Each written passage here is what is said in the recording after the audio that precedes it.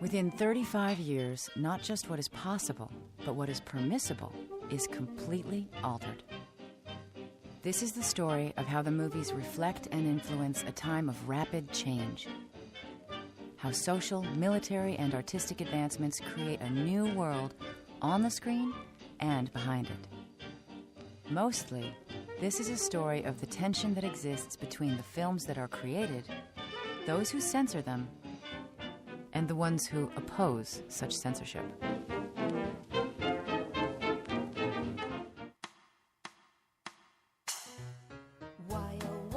Why be good when being bad is so sublime?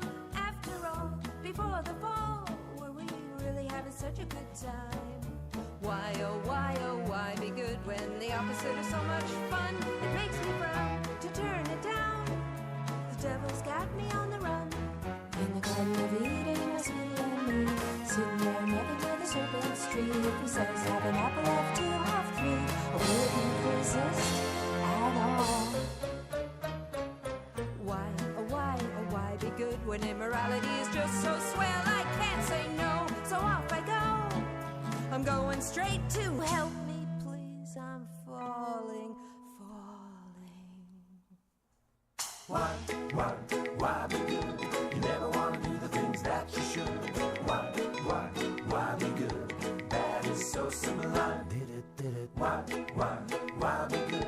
I'd like to drag you down and you know I could. Why be good? Let's have a hell of a time.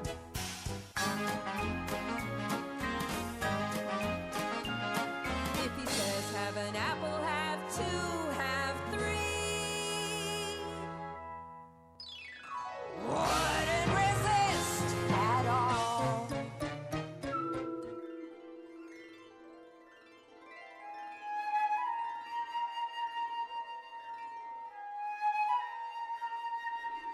The threat of censorship has long been a restrictive force upon society.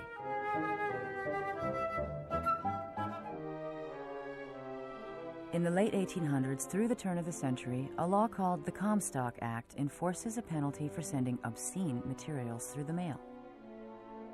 Anthony Comstock boasts of impounding and destroying hundreds of thousands of photographs, books, and contraceptive devices. The punishment for such obscenity is up to $10,000 or 10 years in prison. Comstock also boasts of being responsible for more than 15 suicides. In this new century, rapid change is upon us. President Theodore Roosevelt is loyal to strict Victorian values and against the growing strain of women voicing their desire for change. It's an entirely different world. I was raised with very strict parents. They felt it was not proper to show great emotion in public. Rules of society state that any sexual indiscretions which give rise to public gossip are punished by social death or cutting. These hypocritical people who hid sex, you couldn't talk about it. Oh, that was something you never talked about, was sex. Suddenly, the world is able to look at itself, moving, and we see for the first time an era reflected on film. The visualness of the films, the movement of the films, opens up a world on so many levels that's impossible for us to comprehend today. It was lifting a veil on the entire world. Electricity pours through penny arcades and Nickelodeons where, for pocket change, people see moving pictures. The New York Evening World states, "For the first time in the history of the world, it is possible to see what a kiss looks like." The idea has unlimited possibilities. Discussions and debates started to arise about what's appropriate for people to see, which of course inevitably leads to what's appropriate for people to be doing. So censorship immediately emerged as a key issue linked directly to the medium of film. the Chicago Tribune launches an attack on the Nickelodeons, describing their influence upon society as vicious. The Presbyterian, Methodist, Baptist, and Congregational frowned on theatricals as being worldly. It's nothing new, of course. It was sex and drama from the very word go way back in ancient Greece. Audiences demand to know the names of their favorite stars. And out of the Biograph studios comes little Mary Pickford.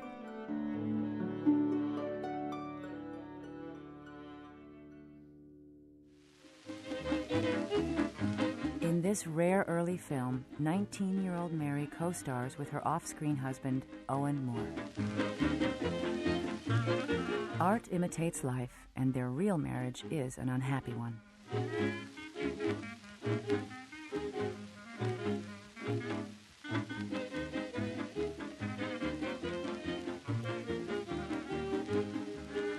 In Owen's dream, Mary gives her husband the wife he's always longed for. She also turns out to be his worst nightmare.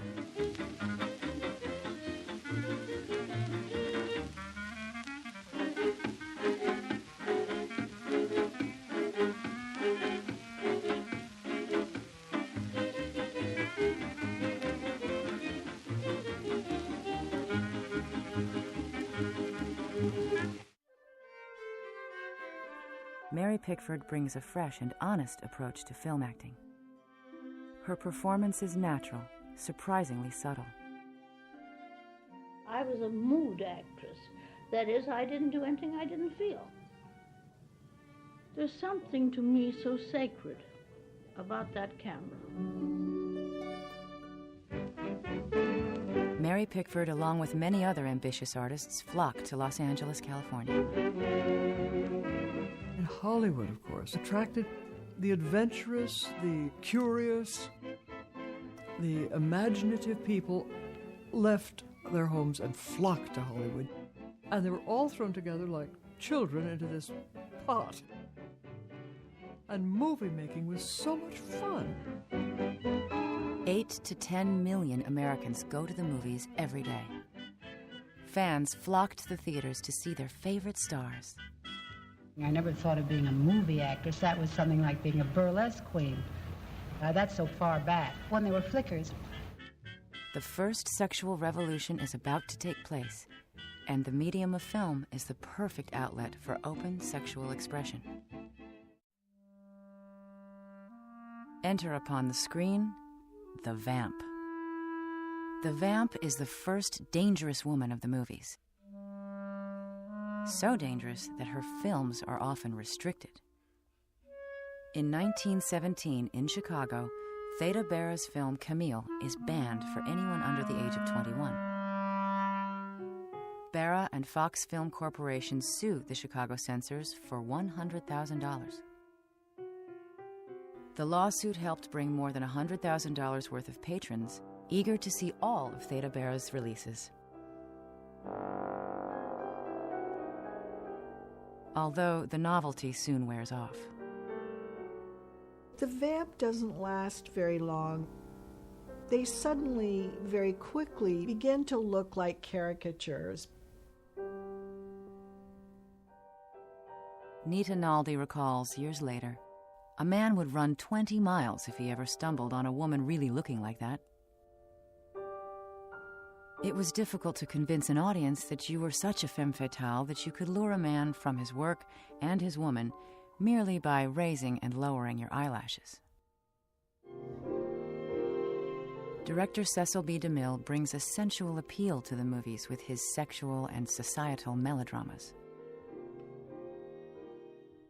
In 1915, Cecil B. DeMille brings to the screen The Cheat, the story of a society woman who borrows money from a rich Japanese man.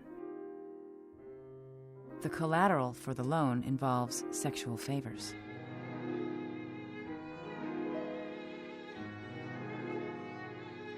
When the woman reneges on her debt, he takes his revenge.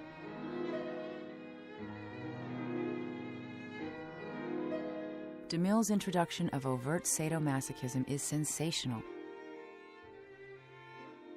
both to male and female audience members.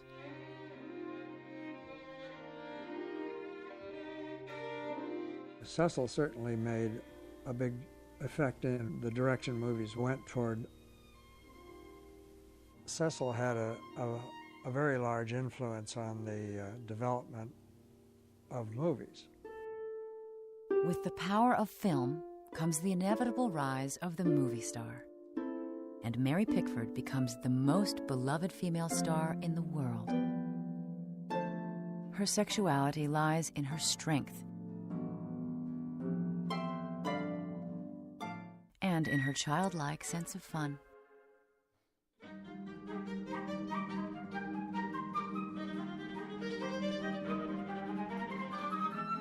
Mary Pickford is a dynamic force. She is the most powerful woman in Hollywood. A tycoon, really. And as Adolf Zucker said about her, she could do anything. She could have run the whole business. I never had any trouble with my directors because I didn't embarrass them. If I wished to, I had the power. But I don't believe in embarrassing people. Off scene, I would suggest things. Mary also takes control of her personal life and begins a love affair with actor Douglas Fairbanks. Douglas Fairbanks is a very sexy man, an adventuresome boy, a delightful action figure. He's got enormous charisma. Douglas and Mary Pickford were married to other people, had a notorious love affair, and were in fact undergoing a fairly scandalous life together. In 1917, President Woodrow Wilson enters America into World War I, and the stars of the screen go on tour selling war bonds. They raise millions. When Doug and Mary went to sell war bonds, they found that millions of people came out for them. Well, they could not believe their good fortune, and they started to think, wow, I'm in a position now of being a god. To people around the world, I have to rethink really how I am supposed to act. Am I a role model now? As American men enlist for the war, opportunities arise for women. By 1917, 700,000 women are in war work, and opportunities also arise at the film studios. The war gives women an excuse to lighten their load, and lavish clothes go into storage. Cecil B. DeMille's films increasingly assert the importance of fashion, as Hollywood supplies the public with the latest concepts of allure and glamour. You had all of America and all of the world actually changing their looks as something happened on the screen. The women wanted to look their best, and what they felt was the best look was what they were seeing up on the screen. Gloria Swanson becomes Cecil B. DeMille's favorite star. DeMille creates a perfect persona for her, one which embodies glamour and sophistication like none other, exuding sleek allure and confidence with every move she makes. They loved one another. He always called her affectionately little fellow. She made the perfect star for him to dress in these incredible get-ups. He understood that he could use dream sequences and fantasy sequences and returns to imaginary past. Film found a way to give Americans a whole new attitude towards sex, a whole new freedom, by pretending that either we weren't responsible or it wasn't really happening. How smart was that? And this is at a time the Victorian age is just barely dying out. And women across the country are going to see these movies, which not only show them all these new fashions, but much more importantly, giving them an empowerment in their lives. This is a fabulous time for women. A true liberation is realized when President Wilson gives women the right to vote. Women voted out the sale and transportation of alcoholic drinks. The Volstead Act, or National Prohibition Act, is passed on October 28, 1919. Prohibition gives a whole new reason to rebel against societal rules. After World War I, they threw off the corsets, and jazz came in. The girls would go into the ladies' room and remove their corsets so they could dance closer to the men. Oh, they thought that was scandalous. It was a celebration. People are under the impression that the 1960s was the time when all the moral codes were broken and our world changed. But actually, it had happened in the 1920s. Immediately following World War I, the whole structure of society shattered. Women cut their hair. Women cut off their skirts. They started smoking. Everybody was drinking. Drugs were all over the place. Hollywood is now the center of American film production, allowing producers, directors, and stars to thumb their noses at attempts for restraint and control. We were like children. There was a sense of freedom and abandonment because we had had a war to end all wars. Everybody was going to be a millionaire in the stock market, even your taxi driver. Douglas Fairbanks and Mary Pickford secure divorces from their spouses and quickly marry each other. They not only survive the scandal, they are named King and Queen of Hollywood in 1920. It truly is amazing the way she overrode all of the potential scandal that could have happened to her. She would never have survived CNN during the 24-hour news cycle. But nobody cared. The power of the star, the money they made, the importance they were, the royalty they became, the importance of them not having a scandal attached to them was paramount. And I mean that the moguls were watching over this.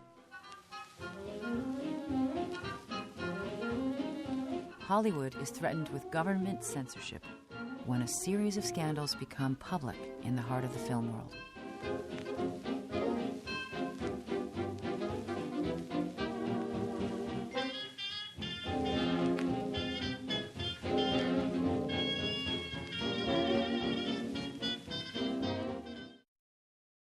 One actor is sacrificed in a scandal that could not be repressed.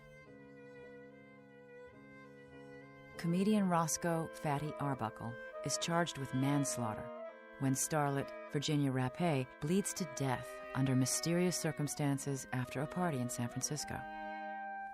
Things go wrong at parties. Sometimes it gets in the papers. People who were running the industry said, this is not going to be good for business, so we have to clamp down and straighten things out here. In December of 1921, Postmaster General William H.Hays is invited to take control of the film industry. Hays' first victim is Fatty Arbunckle. No question about it, he was a scapegoat. He was a major, major star, making just endless money. And then the thing up in San Francisco was all over the paper, and Arbunckle was finished, absolutely finished. Within days of his total acquittal, the exoneration, in fact, an unprecedented apology coming from the jury, Will Hays bans him from the screen for life. Because that is what Will Hays had been hired to do.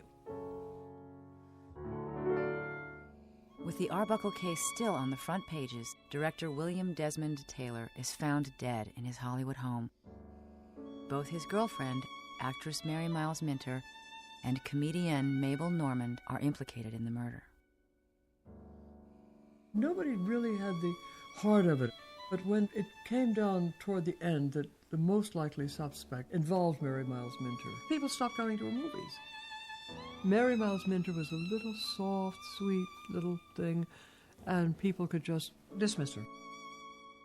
The question was, what was their involvement with this man? What kind of lives were these three individuals leading?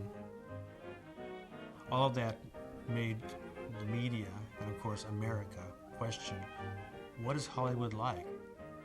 We go see the product that they make every week. They're feeding us ideas and images, but how do they live? Are they not living by the same standards, the same moral values by which we live? William Desmond Taylor's death gives Hays his baptism of fire.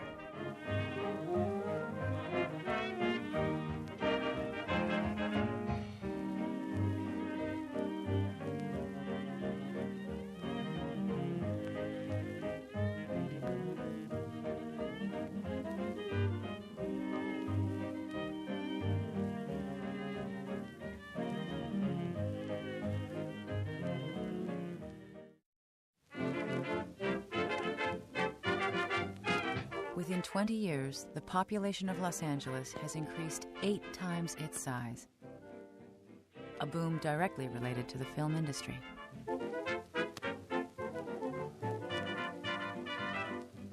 The top talent in Hollywood gathers to create their own studio. Together, Mary Pickford, Douglas Fairbanks, Charlie Chaplin, and D.W. Griffith form United Artists.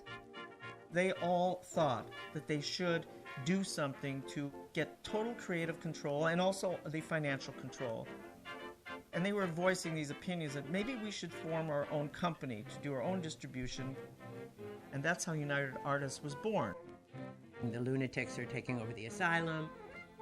All kinds of barbs were thrown at them. But of course, that was because of the genuine fear the formation of United Artists sent through the industry, sent through those studio moguls. This really threatened what they had claimed was their authority. United Artists invites their peers to join them in taking control of their art. Italian-born actor Rodolfo Valentino is enticed by the promise of financial as well as creative control. After years of frustration with Paramount Studios and with his typecasting, Rodolfo Valentino is the first male exotic sex symbol. The Daily Mirror describes him as the personification of irresistible sex magnetism. Valentino is actually very shy and private, and he is embarrassed by the attention. "Heaven knows I'm no sheik," he states. "I let them play me up as a lounge lizard, a soft, handsome devil whose only sin in life was to sit around and be admired by women."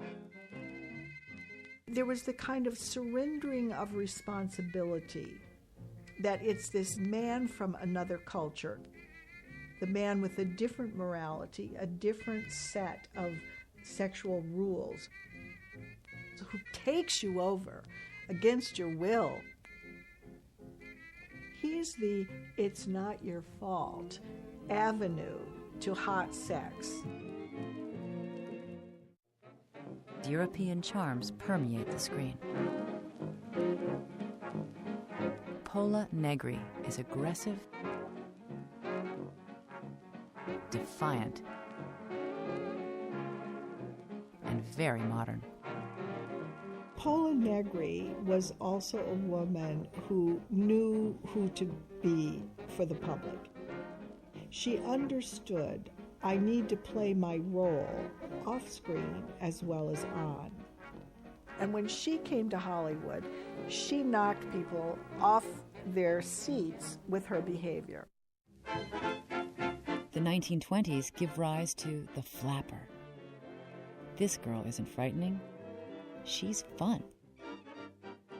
Things started to show, and although there was objections to it, I think the power to change was stronger than the power to repress it.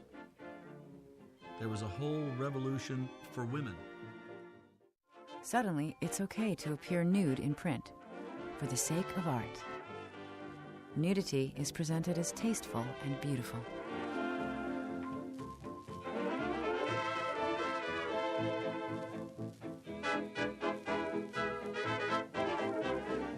The advent of art magazines has a lot to do with a new permissiveness, as more and more females drop more and more clothing in print, on the stage, and on the screen. Why be good? I'd like to drag you down and you know I come along. Why be good? Let's have a hell of a time. Colleen Moore makes it okay to be a rebellious flapper. Colleen Moore was your safe flapper. She was your innocent flapper. She was your flapper next door. Whereas Clara Bow, watch out, lock your doors, protect your daughters, and, cover up your boys' eyes, because here comes Clara Bow. Clara Bow so clearly liked sex. There are blues that you get from crying, but the bluest blues that be are the kind that's always on my mind, and they're the very meanest kind. There's the blues my naughty sweetie gives to me. Clara Bow is the first natural sex symbol, a woman who doesn't have to work at it. She just has to enjoy it. Producer B.P. Schulberg bills her as the hottest jazz baby in films. She was really the personification of the Scott Fitzgerald jazz baby at the time for changing, and she was the perfect vehicle for it. Clara was a young woman who didn't have a very good background. She was an utterly vulnerable creature. Clara lives a free sexual lifestyle also off-screen. As long as she brings in the box office, the studio protects her. And she is now Hollywood's self-proclaimed it girl.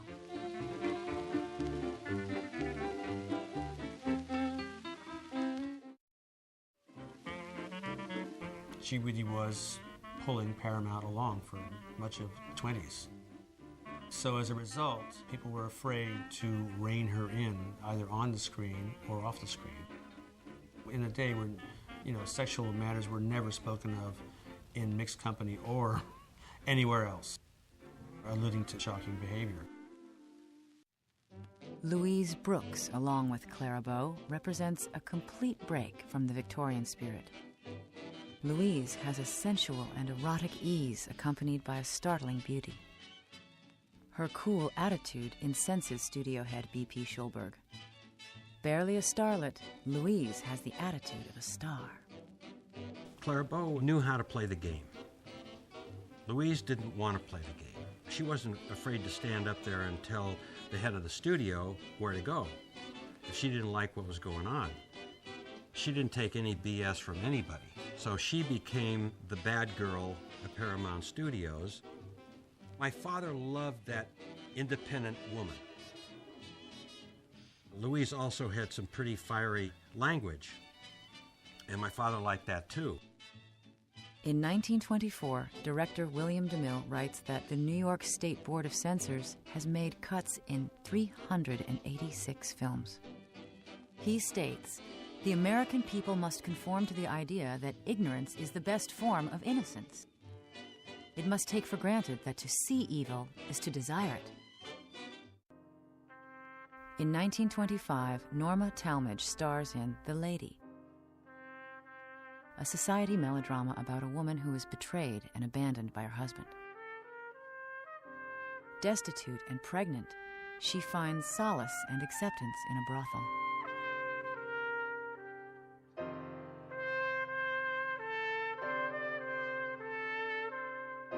Due to her circumstances, she is forced to abandon her child.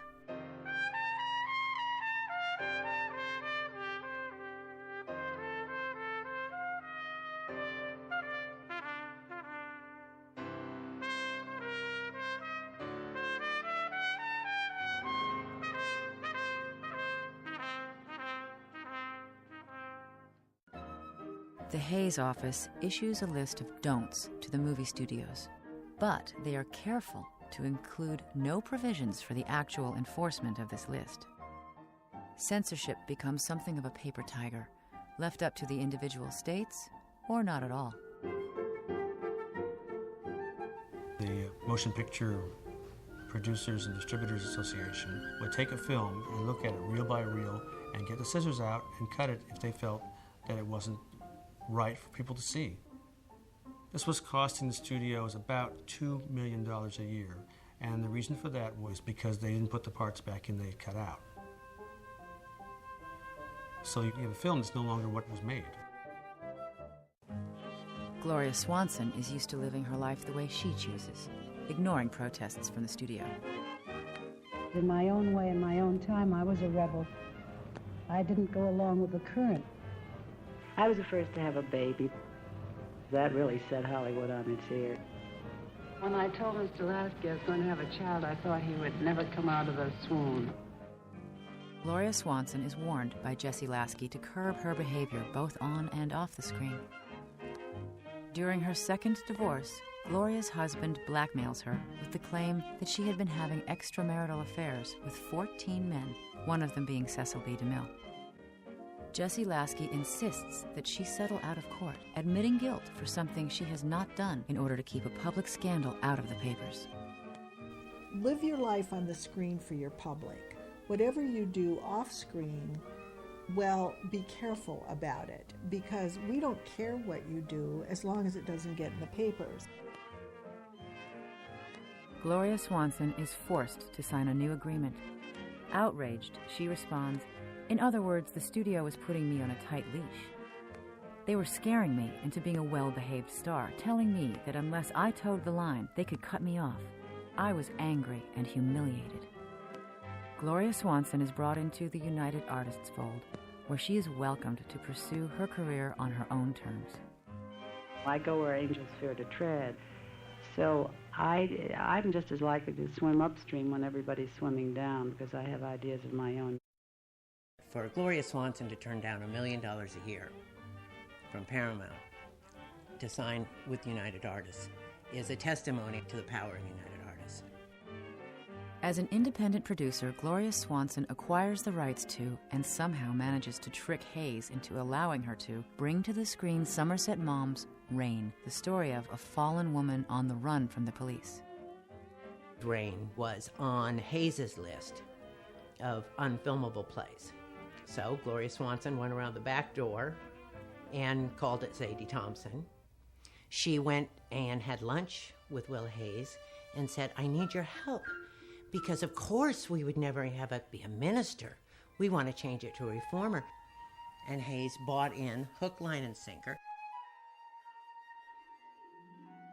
Sadie's plans for escape are thwarted by the reformer.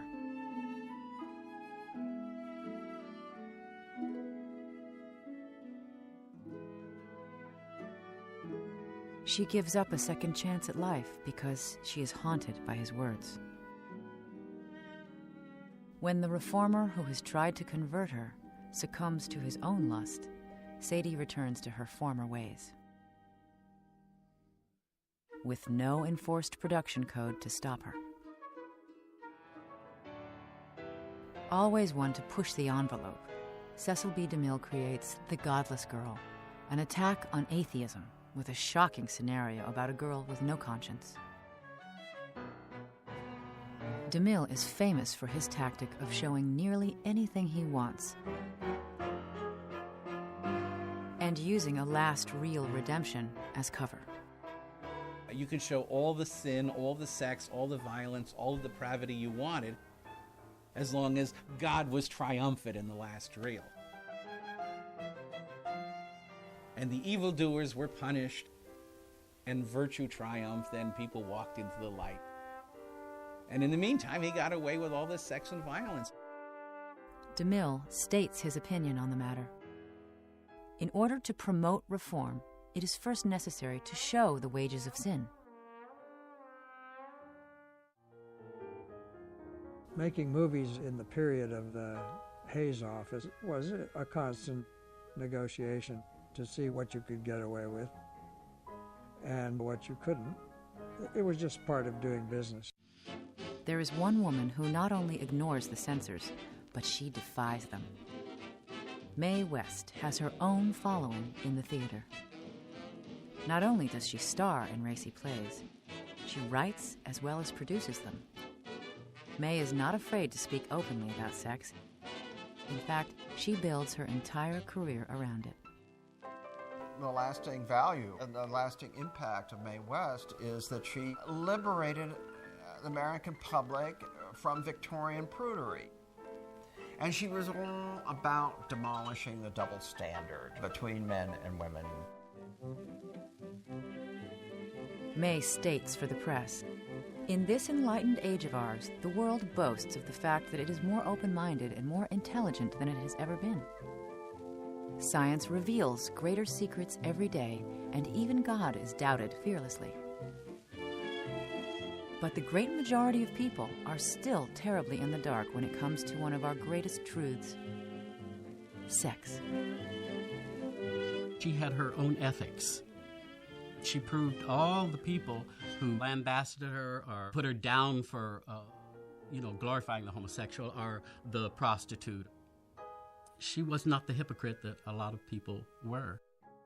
In March 1927, Mae West and 23 members of the cast of her play Sex plead not guilty before the grand jury of New York. Mae and her cast are indicted for the production of an allegedly immoral play. "People like to be shocked, so why not shock them?" Mae said. "Where's the harm? And I know what they like, so I give it to them. I wrote the story myself. It's all about a girl who lost her reputation but never missed it." It is only a matter of time before Mae West appears on the motion picture screen, bringing an altogether new type to the world of film. Sexual parody with a seductive voice.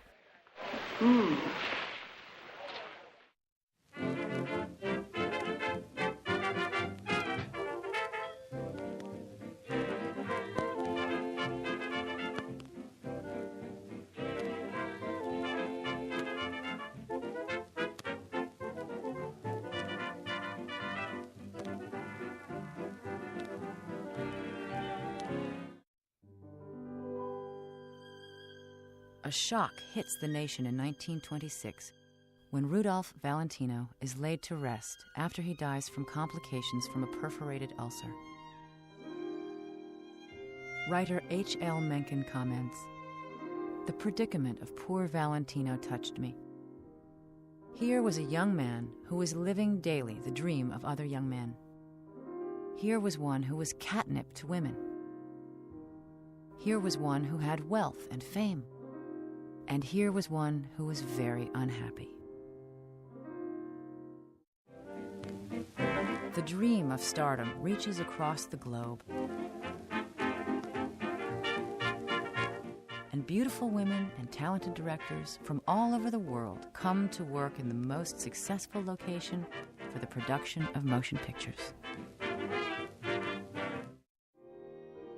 Swedish actress Greta Garbo comes to Hollywood and signs a contract to make films at MGM Studios. She is Hollywood's latest foreign sexual icon. You can't say that the vamp completely disappeared with the flapper because, of course, what was Garbo? They were suddenly pulled up short because they had a realization that they had no heroine with youth, beauty, or personality enough to make free love sympathetic. So at that point, enter Greta Garbo. Garbo's most revealing scenes are played out with her lover off-screen, John Gilbert. Her reaction to him, if it's just even a physical thing, if they touch hands, her face changes. She really responded to him as she didn't respond to anybody else that I could see on the screen. Hollywood represents freedom to some and shackles to others. The studios own their stars, and they keep them on a short leash due to the ever-present fear of impending censorship. They were so afraid of the scandal. You know, they had to keep their eye on. They didn't trust these people with good reason. You know, they were all misbehaving like crazy. John Gilbert has no respect for a system which he considers to be hypocritical. My father was irreverent. I don't think Father hated anybody. He just sort of dismissed them. Well, you don't dismiss Louis B. Mayer.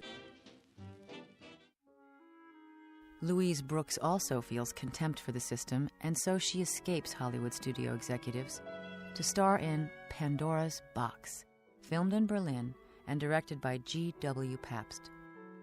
That was the nature of her flibberty-gibbet character, both off as well as on camera. And it was her appeal to Pabst. Lulu is a mythical figure, a creature who uses her beauty to get what she desires, leading her down a self-destructive path toward complete ruin.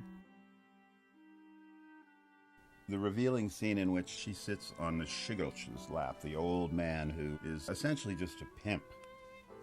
She's on his lap and she says, everybody wants something from me, and it's true.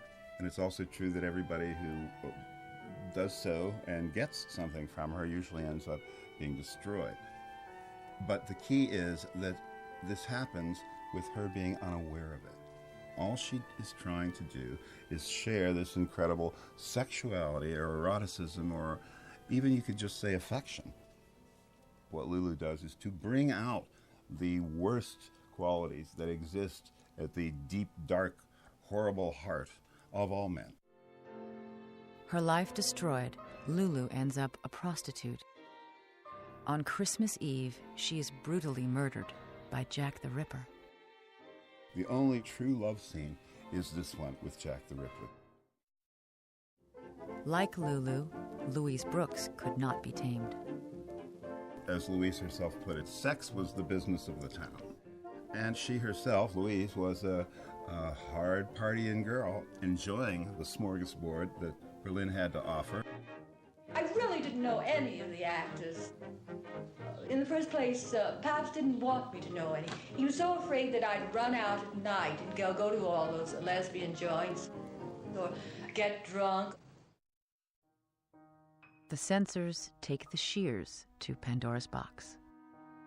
Pandora's Box was hugely censored in Germany and butchered to death because it was so morally objectionable in the view of the censors, and that by the time it hit the United States, which was much later, it was further butchered, and it played in New York, for instance, for about 10 minutes. A brash experimentation that up to now has only been discussed as a theoretical possibility 380, Joe. becomes a reality. Say 27 and 42. Joe, don't check the mic. At that point, nobody was interested in silent films. The best silent film of 1928 or 9 could not compete with the worst sound film at the box office. Before MGM made Garbo's first talkie, they prepared her for more than a year. Clara Bow has only 2 weeks of preparation for the undistinguished properties Paramount gives her. Wild Party is the story of a college girl living the party life at school. Save your strength, Samson. You may need it. She is reformed by the love she has for her professor. You mean you hate me? Yes. I hate you and I love you. I hate you for what you've been, and I love you for what you could be. Will be, Gil.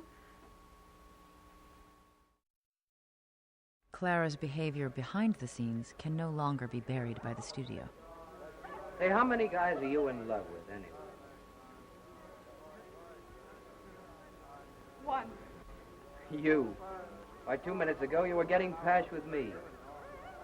And if it wasn't me, it would be somebody else. You couldn't love anyone. She was like a little girl, really. There was something every damn day with Clara. She was so innocent, so vulnerable. She had no protection at all. In 1931, a disgruntled assistant publishes a scandalous pamphlet exposing Clara Bow for having numerous affairs. She was an enormously big star for a long time. And she did get, unfortunately, some publicity that was not the best of situations at that time. New faces arrive with voices to match, and established stars find their positions threatened as the studios prepare to change all of the rules. Clara Bow has a portion of her salary placed into a trust. If she misbehaves, the trust fund disappears. When things started to change with the coming of sound, and she really had a problem, and it was obvious that they were not going to be able to carry her. Haven't you ever had a girl back home that you used to hold close in your arms and kiss sometimes? Oh. I thought so. Couldn't you shut your eyes and pretend I'm All right, no. good. she wasn't going to be able to carry the studio any longer financially, then things changed in a big way, and she really was censured in a way that Arbunckle had been, only financially. Paramount now focuses on Marlene Dietrich as their new sex symbol. They expect her not only to be their answer to Garbo, but they also are relying on her to make it in sound pictures. What she disliked very much was that at first she felt that she was an Ersatzgarbo. She was brought as a rival to MGM. They didn't care about Dietrich per se. As long as she was able to make MGM sweat a little, Paramount was happy. Dietrich has an amused, no-nonsense approach to sex, and she is appalled by the morals clause. She states, "In America, sex is an obsession. In other parts of the world, it's a fact." My mother was very angry. They have no right. What I do as somebody who earns their living is one thing. What I do outside of that structure, she lived her life the way she wanted to live it, not the way the studio would have liked. The studio contacts Louise Brooks to return to Paramount and dub her voice over the silent footage that she had shot for the film The Canary Murder Case. She refuses, and she ends her career. So they called me and they said, you must return to Hollywood to make this into a talkie. I said, well, I'm sorry, I'm not returning to Hollywood. And they said, well, you must be kidding. I said, no, I'm not kidding. They said, well, how can we make it into a talkie without you? And I said, I really don't know.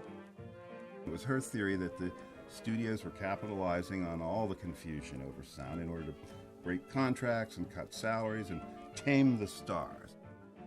The first publicity that came out about me in Hollywood when talkies was, they said Louise Brooks is one of those unfortunate people whose voice, Paramount put this out, as if I didn't have enough trouble, whose voice didn't record well. And though that Hollywood treatment is murderous, just murderous. You're not a person anymore. You know, the people who've been dined with you and you spent weekends with, they look right at you. It isn't as if they rebuffed you. You don't exist anymore.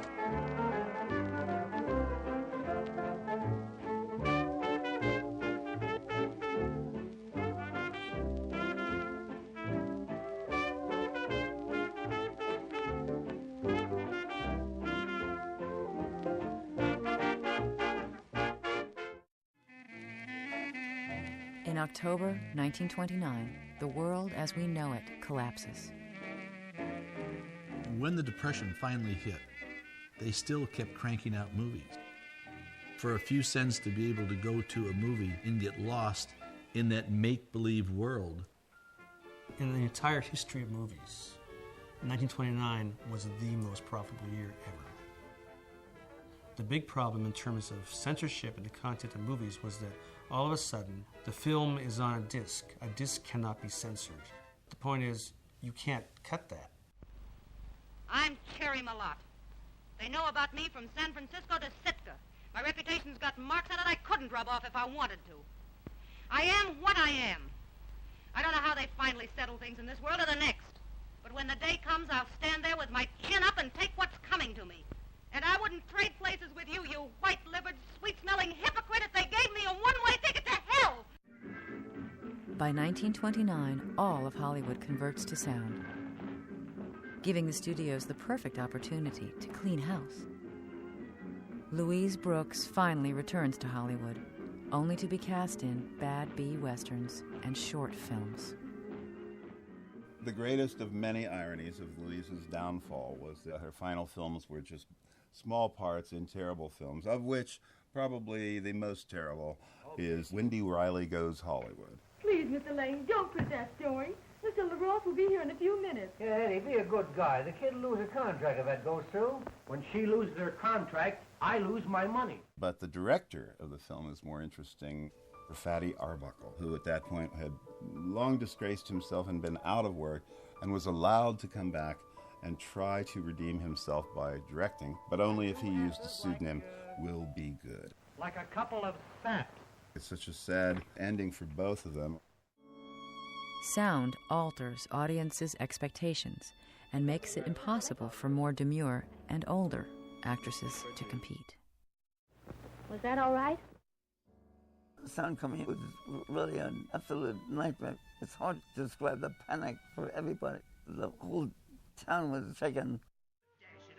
The classic play Rain is remade, but in an entirely different style, starring Joan Crawford.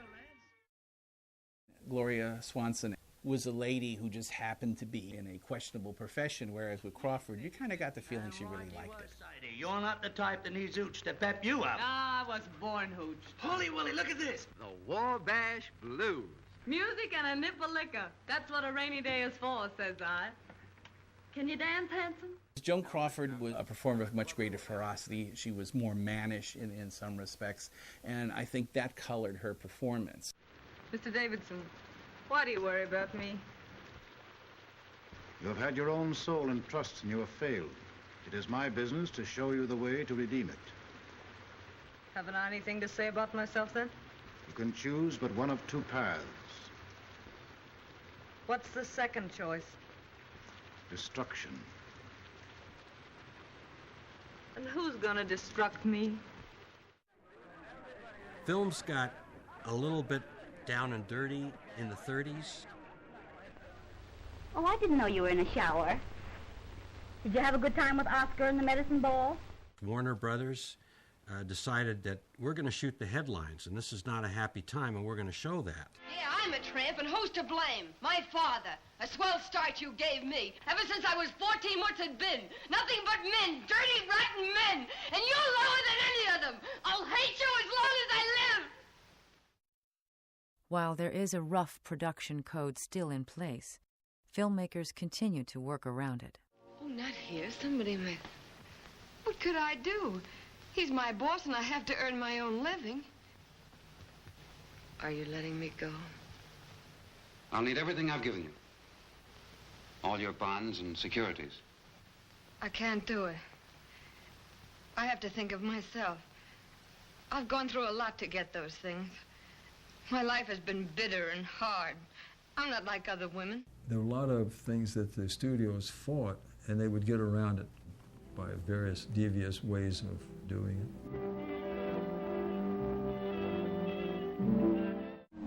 Oh, I'm hot.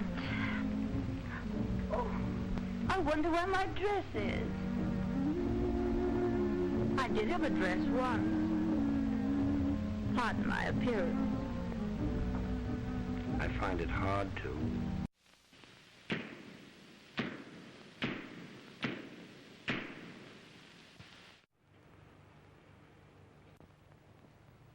Suddenly you had this enormous tug of war between, on the one hand, the god of commerce, and on the other hand, the god of God. No, Mr. Davidson. Your God and me could never be shipmates. And the next time you talk to him, you can tell him this for me, that Sadie Thompson is on her way to hell. Stop! This has gone far enough. Oh, no, it hasn't gone far enough. You've been telling me what's wrong with me. Now I'm going to tell you what's wrong with you. You keep yelling at me to be punished, to go back and suffer. How do you know what I've suffered? You don't know, you don't care, and you don't even ask, and you call yourself a Christian. Why, you're nothing but a miserable witch burner, that's what you are. You believe in torture. Thy kingdom come. You know you're big, and you know you're strong, and got the law on your side and the power to hang me. All right. But I've got the power to stand here and say, you hang me and be damned to you. The Catholic Church, which was very powerful in those days, and all these other decency groups complaining about the movies. And so the studios are really caught in a vice here, because they want to make money, especially during the Depression, when many of the studios, including Paramount, either went into receivership or came darn close. Cecil just had to change a few details. We couldn't have women being strangled in the bedroom so often, you know. In 1931, Jean Harlow appears in The Iron Man. Now, isn't that better? Forgive me, darling. The story of a manipulative girl who returns to her husband only when he becomes a champion in the ring. Well, you don't have to worry. The kid's been knocking him over lately. Oh, I read every word of it. That's all I had eyes for. Oh, you've been following his doings, huh? I thought you'd be interested. Her and her lover almost ruin him, but they destroy themselves in the end. Say, what do you think I'm gonna do, support you? Do you think I'm gonna be your meal ticket? Huh. Oh, that's the angle, is it? I'm the holder bag, am I? Well, you started this. You're the cause of my wife leaving me. Oh, quit your crying. We're in a jam, and it's every man for himself. Jean Harlow was terrifically desirable because she had a kind of quality of abandon, really unrestricted. She was reckless, obviously indicated by the fact that she did not favor underwear, famously. Although her talent is clearly undiminished and her public appeal still strong, Clara Bow retires at the age of 28. She states later on, "A sex symbol is a heavy load to carry when one is tired, hurt, and bewildered." Marlene Dietrich has become one of the most powerful women in Hollywood. Dietrich became a star so quickly because there was something in her that people wanted in Garbo and didn't find. Self-mocking humor. Do you more good. What makes you think I'm nervous? One thing, your hands are trembling. That's because you touched me, Doc. In Joseph von Sternberg's Shanghai Express, she plays the exotic Shanghai Lily, a mysterious call girl who has become entangled in political espionage. In Shanghai Express, people come to her. Till such time as you should grow weary of me? I'm weary of you now. The warlord even has to come to her to negotiate with her. Even though she's held captive, she has a power over him. Don't touch me. Dietrich and von Sternberg are a perfect match for each other, both off and on the screen. She writes, "I am his product, all of his making, and I am fascinated by that face up there on the screen and look forward to the rushes each day to see what I, his creature, will look like." Dietrich's love and respect for von Sternberg does not deter her carefree lifestyle. She simply cannot be monogamous. A lot of people could claim they could create their own rules. Dietrich did create her own rules. This woman is not only insatiable, she's calling the shots. Don't forget, we traveled with my father and his mistress, you know, and she traveled with her lover. Most of my dear friends came from my mother's lovers. I had a lot of strange fathers. Some of them were women, some of them were men. When people say to me, "How's your father?" I usually say, "Well, which father would you like me to talk about?"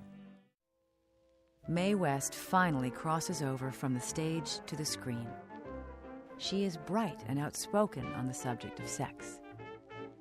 Dietrich finds her refreshing and is delighted to have her on the Paramount lot. Marlene and Mae recognized each other as really liberated women, both on the screen and in their personal life. She got some flowers, some roses from Dietrich. She says, "You know, I think this Dietrich broad is hot for me." Even though Dietrich was bisexual, I don't think Miss West was. If she was, it would have to be an awful masculine woman. Paramount contemplates what to do with this dangerous yet profitable actress. For Mae, we had a man named Luigi Luraschi, and one of Luigi's jobs was to shepherd Mae through her pictures.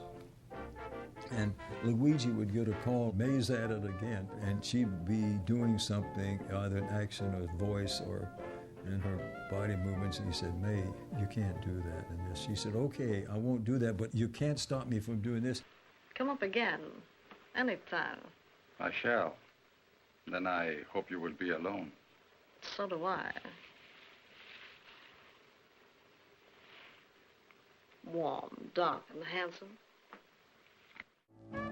Mae decides to bring her greatest achievement on stage to life upon the screen from her stage creation of Diamond Lil. "It was no cinch putting Lil into films," Mae laments. "The censors, you know. No rough stuff. And it's hard to be funny when you have to be clean." Come up, I'll tell your fortune. Oh, you can be had. The censor, Jeffrey Sherlock, said, we weren't used to having sex kidded. So, the minute my back is turned, I find you making love to another woman. What do you expect he'd be doing? Why, a boy with a gift like that should be working at it. She said, I recall being with those censors in the projection booth, and they were laughing. And, of course, then after the screening was over, we have to cut this, May, we have to cut this, we have to cut this. In the papers, church people preach against Mae West on Sunday, but then Monday and Tuesday night they're in the theater laughing along with everybody else. William Randolph Hearst attacks Mae West in the press. He states, "Isn't it about time that Congress did something about Mae West?" Any form of censorship would inspire her all the more to subvert it. Your bath is ready, Miss Lou. You take it. I'm indisposed. She could make reading the phone book a suggestive activity. So they might censor her plots or her dialogue, but they couldn't really censor her personality very well. I'm sorry you think more of your diamonds than you do of your soul. I'm sorry you think more of my soul than you do of my diamonds. Maybe I ain't got no soul. Her sexual frankness alarms the forces of reaction. The Catholic Legion of Decency is formed in 1933. Its aim is to stop all forms of incitement to moral depravity in movies. In 1933, it really took a grassroots movement, and that's namely the Catholics, to form an organization. The bishops went into the pulpit and said, you can't go to any movies this week under pain of sin, mortal sin. Prohibition is lifted in December 1933, and the country no longer has to hide its thirst. 6 months later, the movie studios finally acquiesced to censorship. They could not afford a boycott led from America's pulpits. It all came together in one big boom that fell on Hollywood on July 1st, 34, when they had to sign this Production Code Administration Agreement. That was another way of also tamping down on creativity. These onslaughts seem to come in waves, like one after another.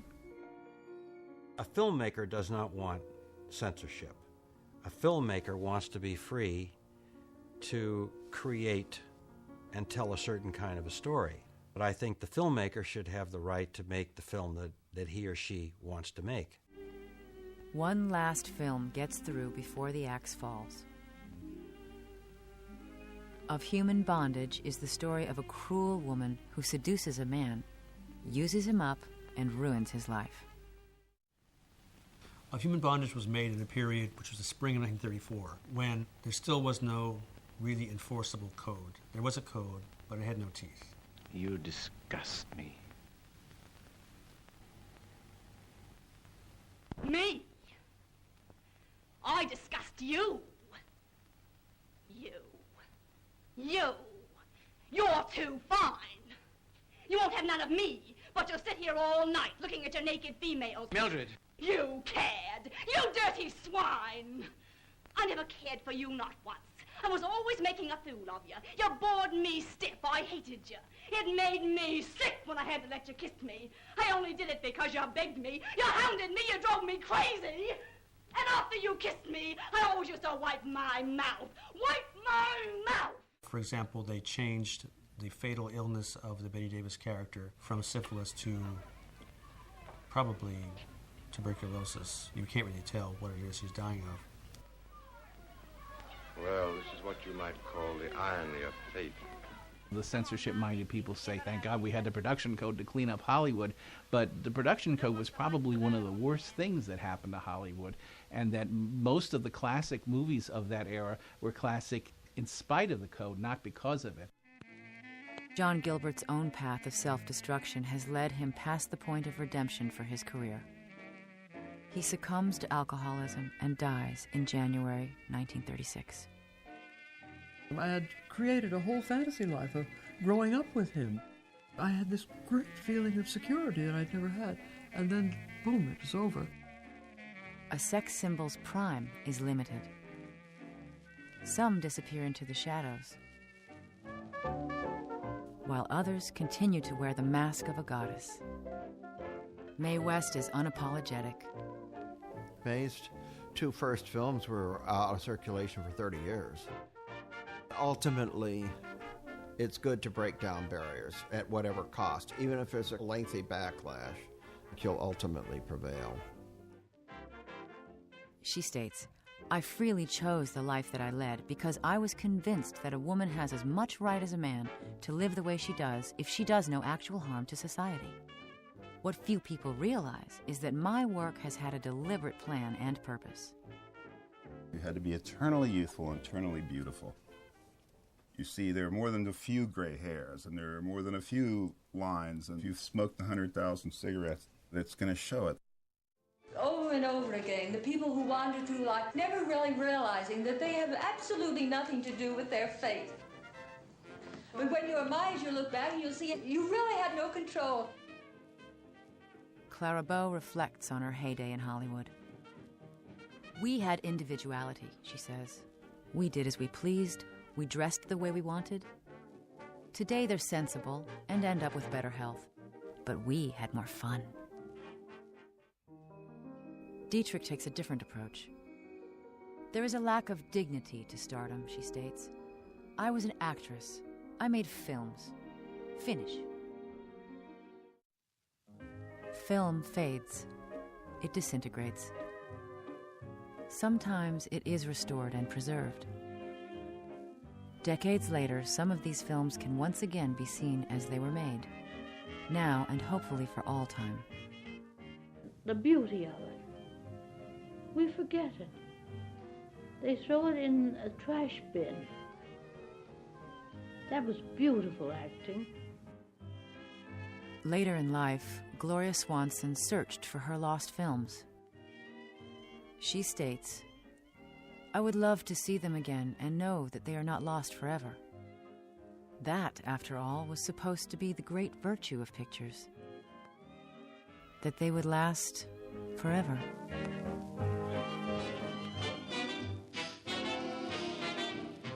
I love your loving arms.